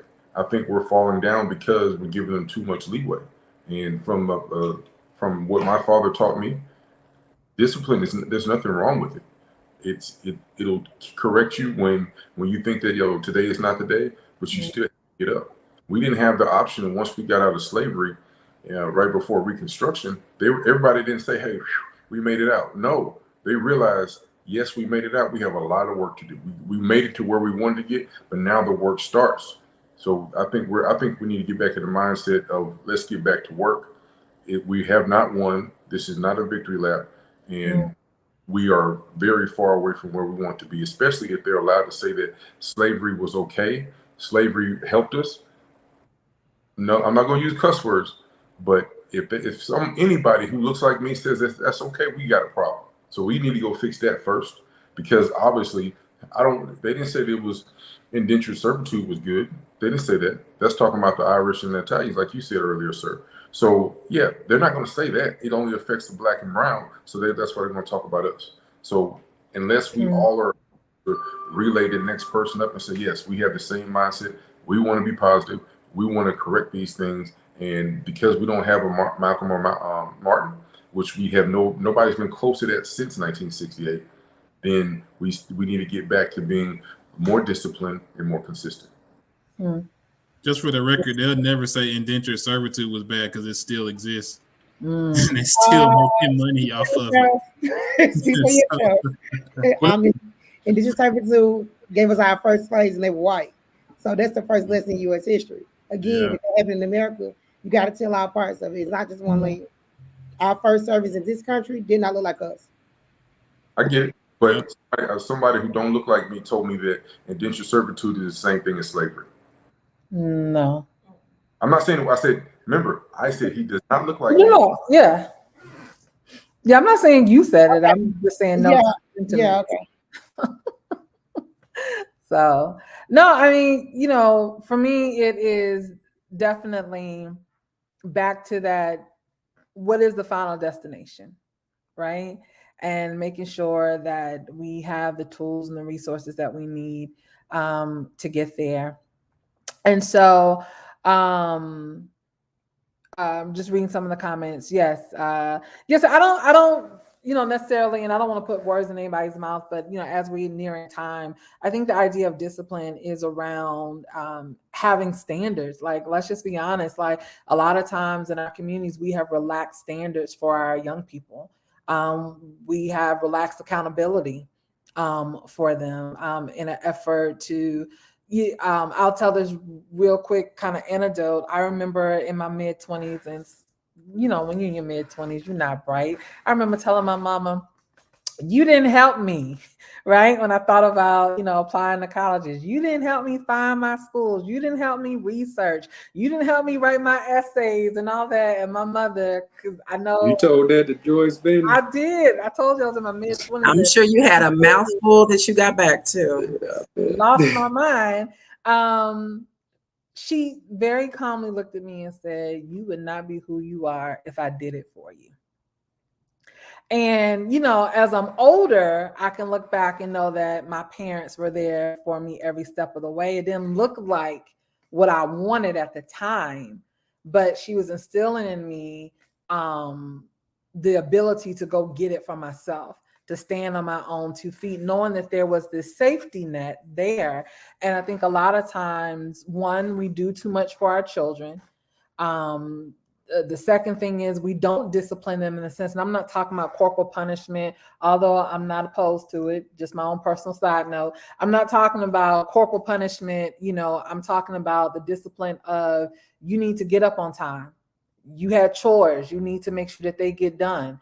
If you choose not to do these chores, if you choose to always, run late for everything, this is the consequence that you're going to see, whether it's a privilege being taken away or whatever it looks like.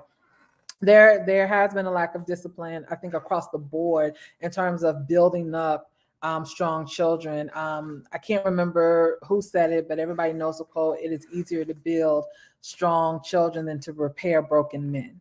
And I think we need to get back to building up strong children so that we then have men in our communities who can lead and, you know, make sure that our village and our families are back where they need to be, whatever that may look like, right?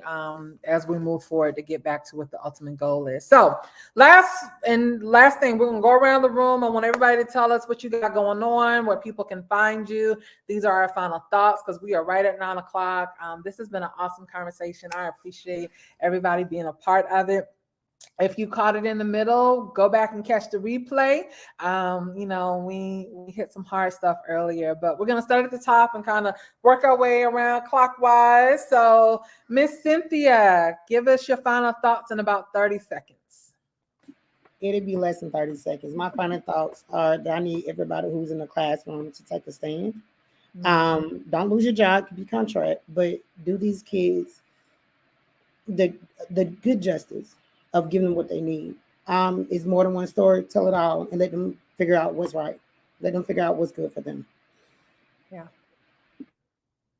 Good trouble.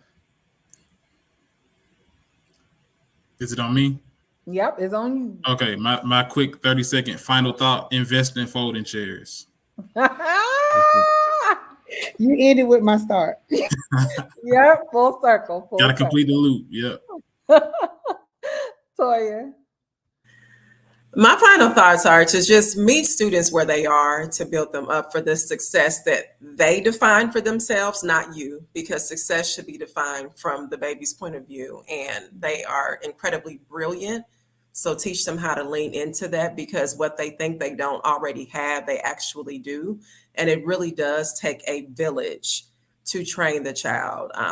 It takes everyone, and we can't always assume that their parents know. So when their parents don't know, be that adult that steps up in a loving way to teach them the way, and do it with love, do it with grace, but meet them where they are. Meet them where they are. Good stuff. Ricardo? You can find me on YouTube and Instagram, Unfiltered Polo Blue. Again, on YouTube and Instagram, Unfiltered Polo Blue. I say lead from the front, be the light at the end of the tunnel, be that lighthouse in the water. For, as you said, sir, so Aquaman knows where he needs to go. Coach. Yeah, I'm with Sterling. Get them chairs up. Stay strapped. I mean, y'all know, if you don't know, you can follow me at Thrive Survival. Other than Hey, and I'm all about. I'm an advocate for security. We were talking in the chat a little bit earlier about the ways that we were treated, and the ways that whites have come to combat us in the past. But we have 2A. We got guns now too. We can shoot now too, just as well, if not better, a whole lot better. I teach kids how to shoot every week, and we can secure ourselves now. So that's Well, good folks. And I know we had Vice Chair Aretta Baldwin had to drop a little earlier, but I appreciate all of you for joining this conversation. They're never easy conversations to have. You know, we are going to not always agree on the how or the why, but I am just really full in a good way and just content that we do agree that there's something we can do when we come together. And as we kind of lean more into where our levels of expertise are and our experience, I think that we will get to the destination and we will be able to walk lock and step with our young people, because they're a group of elders that have gone before them, that want to help show them the direction and the path that they can take, for them to be able to be successful. So hoping that we can have more conversations, maybe in person next time, and, you know, get lots more people in the space, in the room. But we can't be afraid to say the hard things. We can't be afraid of what other people are going to think of us, by speaking up and speaking out. But it is really, really important for us to ensure that we are taking care of our children, because no one else will. So thank y'all so much to everybody in the comments and viewing. Again, share this with folks so they can catch the replay, and we'll see you next time. Thank you.